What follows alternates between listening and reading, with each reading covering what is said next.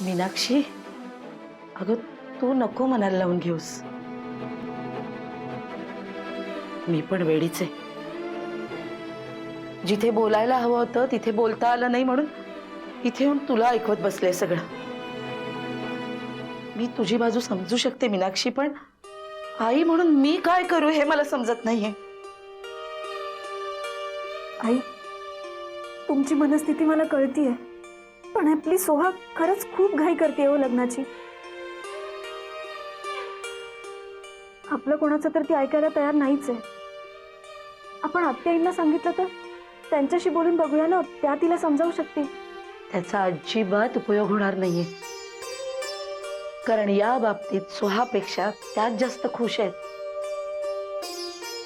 उलट आता या लग्नासाठी त्याच आपली मनधरणी करतील. आई, आपण अभिनशी बोलू शकतो का? म्हणजे काही फायदा होईल बोलून. मला खात्री आहे ते सोहाला समजावू शकतील. आता तोच एक आशेचा किरण उरलाय, नाहीतर सगळंच कठीण होत जाणार आहे.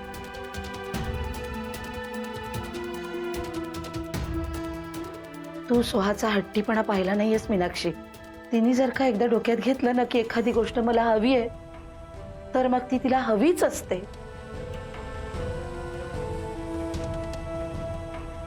आता अभिच काहीतरी आपल्यासाठी करू शकतो. तो एकच आशेचा किरण आहे. पण त्याआधी मी यांच्याशी बोलते. वंसनी यांना काही सांगण्याआधी मी मला काय वाटते ते सांगून बघते. मी आलेच.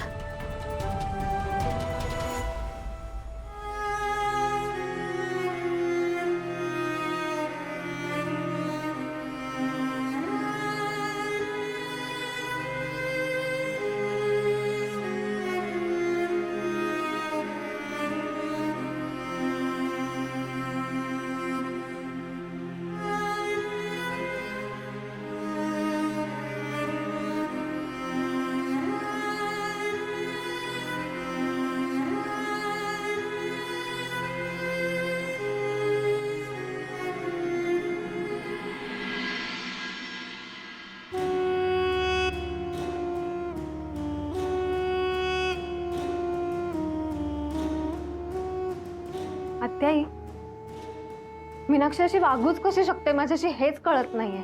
माझा तर विश्वासच बसत नाहीये.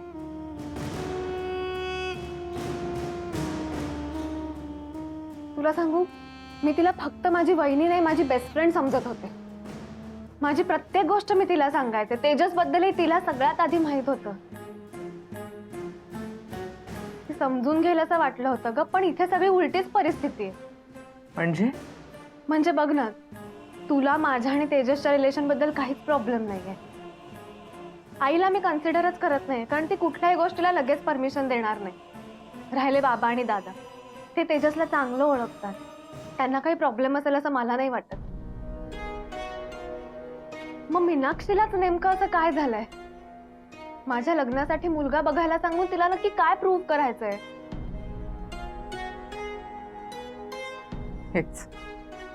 हेच मी सगळ्यांना सांगायचा प्रयत्न करत असते, पण तिच्या विरोधात काही बोललं ना की कुणी माझं ऐकूनच घेत नाही. या घरात ना मी तिला ओळखलंय, फक्त मीच ओळखलंय. पक्की आतल्या गाठीची आहे ग. तिच्या मनात एक असतं आणि आपल्या समोर वागते वेगळीच. खाली मुंडी आणि पाताळ धोंडी मेली. नाही आत्ते, मला मीनाक्षीशी बोलायलाच हवं. तिने बाबा आणि दादांना काही सांगायच्या आधी तिच्याशी बोलायला हवं. नुसतं बोलायला हवं नाही, चांगलं ठणकावून विचारतील. आणि हो, काळजी करू नकोस, मी आहे तुझ्या पाठीशी. तुझं सुख बघवत नाहीये म्हणजे नक्की तिला काय प्रॉब्लेम आहे तो आपल्याला कळायलाच पाहिजे. थांब, मी तिच्याशी आत्ताच बोलते.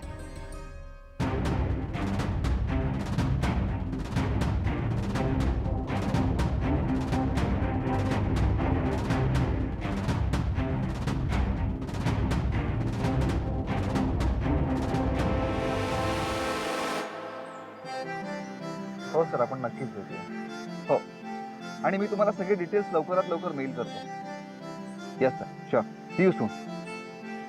हो, बाय.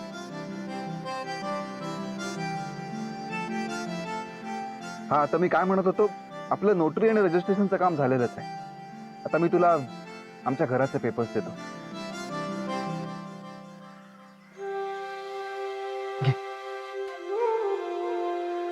अभि खरंच याची काही गरज आहे का? प्रश्न गरजेचा नाहीये तेजस, विश्वासाचा आहे. असं समज की हे सगळं आम्ही आमच्याच समाधानासाठी करतोय. अरे पण तूच म्हणाला होतास ना की तुला आमचा आत्मसन्मान न दुखावता आमची हेल्प करायची, मग त्यासाठी हे करावंच लागेल. आणि हो, तुझे पैसे आम्ही लवकरात लवकर परत करतोय. बाबांचे प्रयत्न सुरू आहेत आणि माझंही माझ्या काही क्लायंटशी बोलणं सुरू आहे. त्यांच्याबरोबर नव्यानं काम सुरू करतोय. सो आज ना उद्या नक्कीच पैशांचा बंदोबस्त होईल.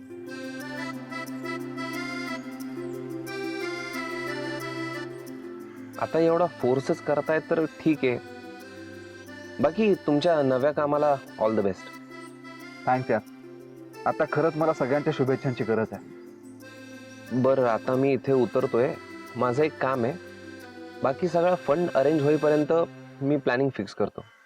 येस. बाय. थँक्स तेजस. माय प्लेजर.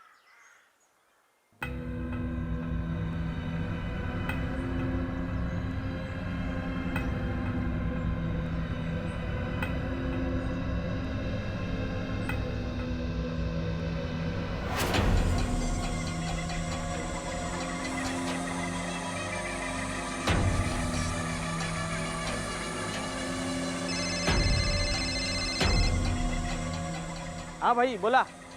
गुडे. भाई ठाण्यातच आहे. काय झालं, काही काम होतं का? काम होतं. कसं आहे, माझ्या बायकोचा डम्मी नवरा आहे ना, त्याच्या जुन्या क्लायंटच्या जीवावर आपले पैसे परत रिटर्न देणार आहे. त्यामुळं आपल्याला त्याच्या सगळ्या जुन्या क्लायंटच्या कोंडल्या पाहिजे त्या. अहो भाई, पैसे परत द्यायचं म्हणतोय तर चांगलंच आहे ना आपल्याला. तुला सांगतोय ते ऐक.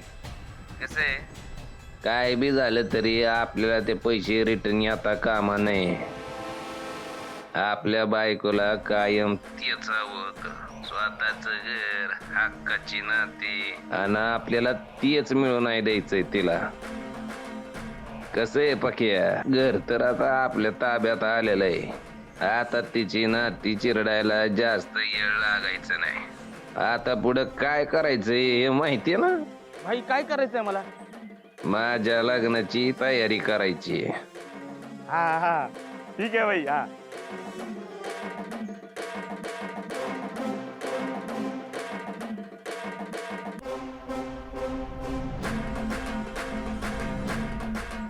बायको काय दे ना, आता तू पहिल्या नवऱ्याच्या घरात राहतीये पण दुसऱ्या नवऱ्या बरोबर.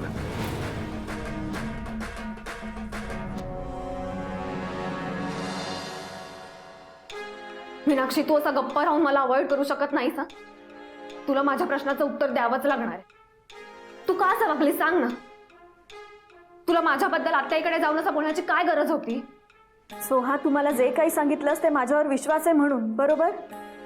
पण तू माझा विश्वासघात केल्यास याबद्दल तुझं काय म्हणणं आहे? अगं, मी जे काही करतेय त्यात तुझ्या भल्याचा विचार करूनच करतेय. हो का? मी तुला तेजसबद्दल सगळं सांगितलं होतं ना. मग आत्याईला माझ्या लग्नासाठी मुलं बघायला सांगणं यात माझं भलं दिसतंय तुला? सोहा, हे बघ, तुला आता काही कळत नाहीये, मला कळते, आणि त्यातच तुझं भलं आहे. मी कुणाशी लग्न करायचं आणि कुणाशी नाही हे ठरवणारी तू कोण? अगं शांत हो सोहा, प्लीज. हे बघ, मी जे काही करते ना ते तुझ्यासाठी. प्लीज हे असं फेक वागणं बंद कर आता.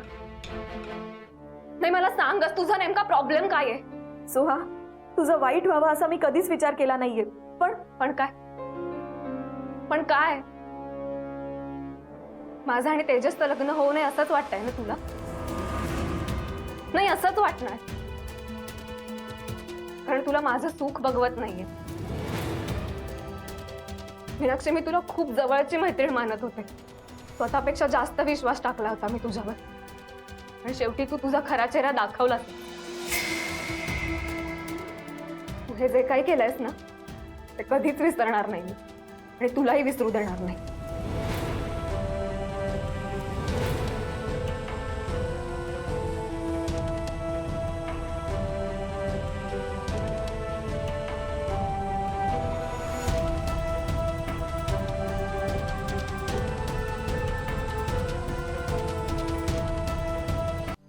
काय झालं? कशाला बोलवलं?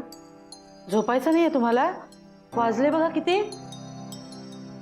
लता बस बस बस. काय झालं? पमा आता बोलतो.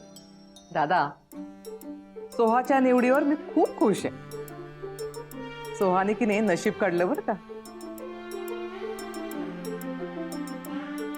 खरं तर ना, अभिच्या लग्नात त्याला जेव्हा पहिल्यांदा भेटले ना, तेव्हाच तुम्हाला आवडला होता सोहासाठी. पमा तू तुझ्या जागी अगदी बरोबर आहे. पण एखादी व्यक्ती आपल्याला पसंत असणं आणि ती व्यक्ती मुळातच चांगली असणं यात खूप फरक आहे. आणि आपल्याला या गोष्टींचा विचार करायला हवा नाही का. दादा, तू म्हणतोयस ते अगदी बरोबर आहे. मी पण याचा पूर्ण विचार केला आणि मी विश्वासाने सांगू शकते की तेजस हा खरंच मनानेही चांगला मुलगा आहे. बघ, ते मला पण माहिती आहे. पण मला असं वाटतं की आपल्याकडे अजून भरपूर वेळ आहे, तर सगळ्याच बाजूंनी विचार करून बघायला काय हरकत आहे नाही का. हो, तुझं म्हणणं अगदी बरोबर आहे. पण आता अभिसाठी एवढी स्थळं बघण्याचा माझा अनुभव आहे, म्हणून मी सांगते की तेजस सारखं स्थळ शोधूनही सापडणार नाही. त्याचं वागणं, बोलणं, त्याच्यावरचे संस्कार हे सगळं बघून असं वाटत नाही की तो इतकी वर्ष परदेशात राहून आलाय म्हणून. नाही, बरोबर आहे.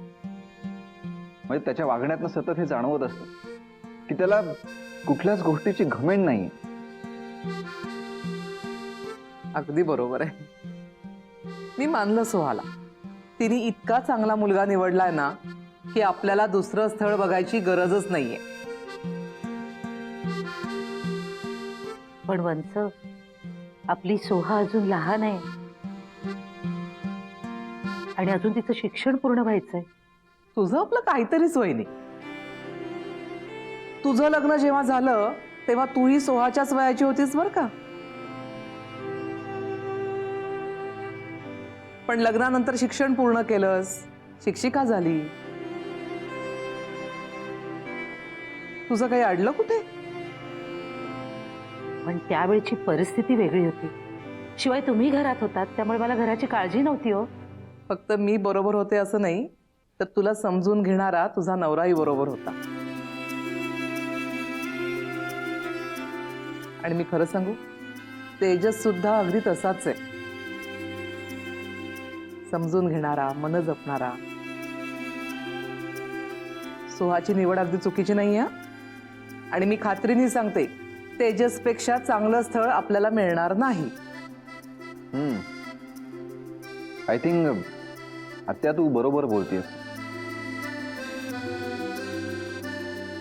बाबा, तुम्हाला काय वाटतं? कितीही विचार केला तरी नाव ठेवावं असं आता सध्या तरी काही दिसत नाहीये. आणि त्याचे जे आपल्यावर उपकार आहेत ना, ते विसरून चालणार नाही.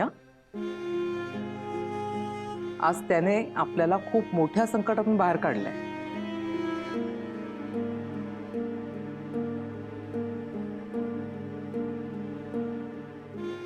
अरे, सगळेजण असं काय बघताय माझ्याकडे?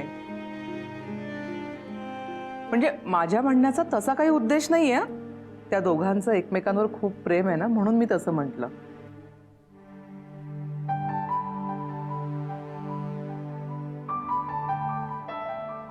मी काय म्हणतोय पमा, तेजस जसा तुला पसंत आहे तसं नापसंत करावं असं त्याच्यामध्ये काहीही नाहीये. पण शेवटी सोहाच्या आयुष्याचा प्रश्न आहे. तिला त्याच्याबरोबर आयुष्य काढायचंय. मला असं वाटतं की आपण तेजसला उद्या जेवणाच्या निमित्ताने इथं बोलून घेऊयात. सोहा आणि तेजसला समोरासमोर बसून आपण चर्चा करूया. मग त्याच्यानंतर आपल्याला जे काय वाटेल त्याच्याप्रमाणे आपण योग्य निर्णय घेऊयात. काय वाटतं तुला? दादा, तू अगदी माझ्या मनातलं बोललास बघ. तसंच करूयात.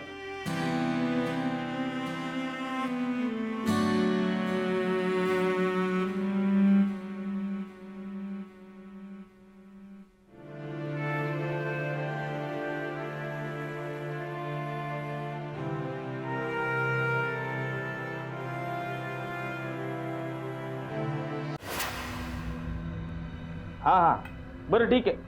हो चालेल चालेल, तसं बोलून कळवतो तुम्हाला. हा ठेवा. भाई अभिच्या सगळ्या क्लायंटची माहिती काढायला एक माणूस कामाला लावलाय. मग पण भाई आता असं दोस्ती खात्यात काही काम होणार नाही. पैसे चारावे लागणार आहेत. बायकोसाठी आपण काय बी करायला तयार आहे. इस्टेट पोकून टाकू. आकडा बोल काय. भाई मी बघतो कोण आले. जा.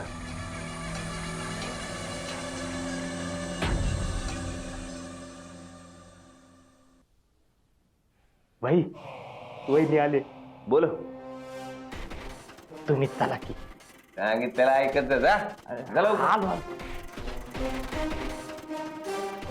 बायको आली काय करणार हो.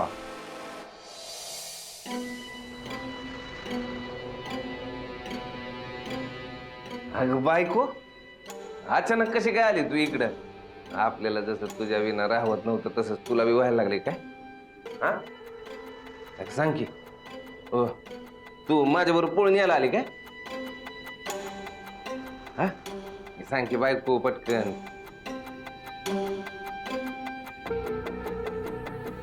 हे बायको काय झालं तुला. का सरळ का तोंड घेऊन बसली. काय झालंय. हात जोडून विनंती करते, तुम्हाला जी काय शिक्षा द्यायची आहे ती मला द्या, पण प्लीज प्लीज सोहाचं आयुष्य बर्बाद करू नका. अगं स्वाचं प्रेम आहे माझ्यावर. तिला कसं नाही म्हणायचं मला सांग बरं. आता तूच एखाद्याचं मन दुखवणं बरं वाटतंय का मला सांग.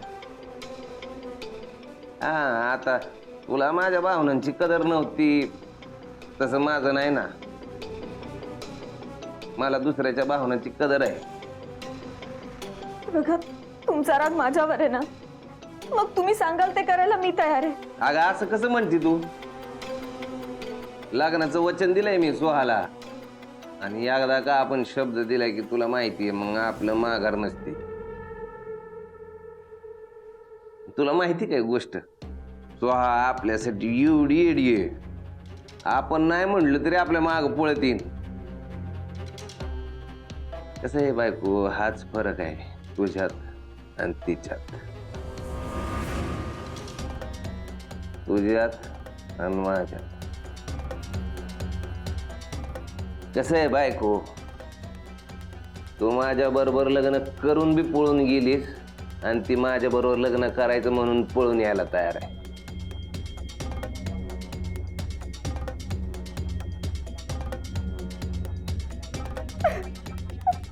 भाई ते ए पोकणीच्या नवरा बायकोचा रोमॅन्स चाललाय ना. Get out. सॉरी सॉरी भाई टायमिंग चुकलं. जातो जातो. गेट अप आणि गेट आउट.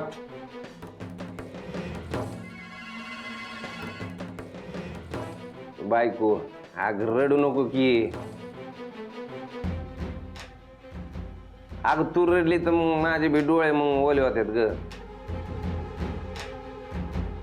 ए बायको ठीक आहे बाई तू रडू नये म्हणून तुझ्यासाठी काय तर करावं लागलच. तू अशी लग्न करू नये असं तुला वाटतंय ना. ठीक आहे आपण आपला निर्णय माग घेतो थोडे दिवस.